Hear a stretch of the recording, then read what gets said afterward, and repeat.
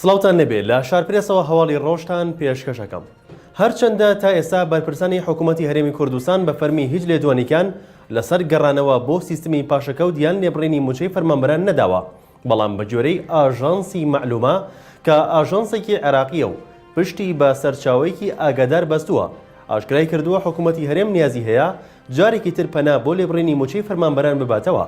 لەو هەواڵەدا باز لەوەش کراوە ئەو ڕێکەوتنی لە نێوان هەرێمی کوردستان و حکوومەتی فیدراڵ بۆ ڕەوانەکردنی 200 ملیار دیناری مانگانە ئەنجام درابوو لە کۆتایی ئەم ساڵ کۆتایی دێت، هەر بۆیە لە سەرەتای ساڵی داهاتووە جارێکی دیکە حکوومەتی هەرێم بە ڕێژەی لە سەدا 21 لە موچەی فەرمانبەران دەبڕێت.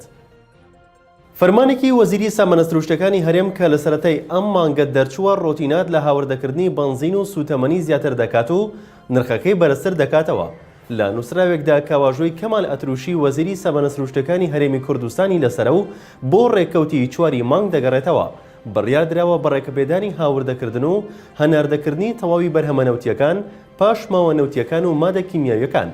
لە کاتێکدا پێشتر پارێزگارەکانی هەرێم داوایان کردهبوو ئەم دەسەڵاتە بدرێتە پارێزگارەکان بۆ ئەوەی ژمارەیەکی زیاتر کۆمپانیەکان بەنزین هاوردە بکەن و کێبڕکێ لەسەر دابەزینی نرخەکەی دروست بێت.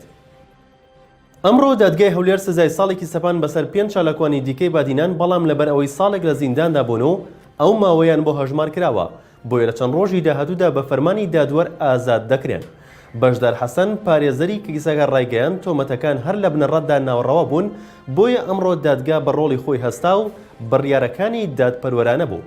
لەمە لە کاتێکدا زیاتر لە 100 چالاکوانی بادینان لە زیندانەکانن. لە ماوەی ئەم دوو ڕۆژەشدا 6 چالاکوانیان ئازاد کراون و هاوڵاتیان و ئازادی خوازان چاوەڕوانی ئەوەن لەگەڵ ئازادکردنیان بێتاوانیان بسەلمێنرێت. مراد قەرێلان فەرماندەی بڕیارگەی ناوەندی پاراستنی گەل بانگەوازێکی بەپەلە ئاڕاستەی شاندە نێودەوڵەتەکان دەکات و داوای لێ دەکات بەپەلە لێکۆڵینەوەکانیان دەست پێ بکەن، چونکە تورکیا چەکی کیمیایی بەکارهێناوە. دەژڵێت پێویستە شاندەکان سەردانی شوێنی ڕووداوەکان بکەن و لێکۆڵینەوە لەوێ دەست پێ بکەن.